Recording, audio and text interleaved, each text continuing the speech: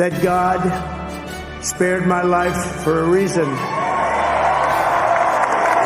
And that reason was to save our country and to restore America to greatness. And now we are going to fulfill that mission together. We're going to fulfill that mission. The task before us will not be easy, but I will bring every ounce of energy, spirit, and fight that I have in my soul to the job that you've entrusted to me. This is a great job. There's no job like this. This is the most important job in the world. Just as I did in my first term, we had a great first term, a great first term.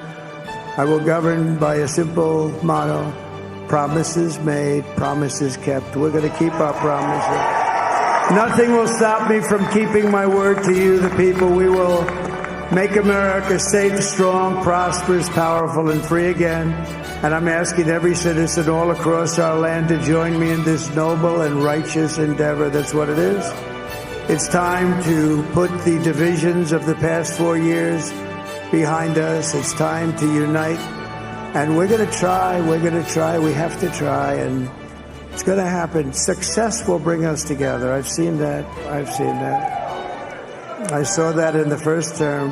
When we became more and more successful, people started coming together. Success is going to bring us together, and we are going to start by all putting America first. We have to put our country first for at least a period of time. We have to fix it, because together we can truly make America great again for all Americans. So I want to just tell you what a great honor this is. I want to thank you. I will not let you down. America's future will be bigger, better, bolder, richer, safer, and stronger than it has ever been before.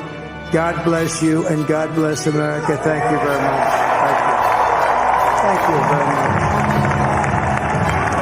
Like and subscribe for more.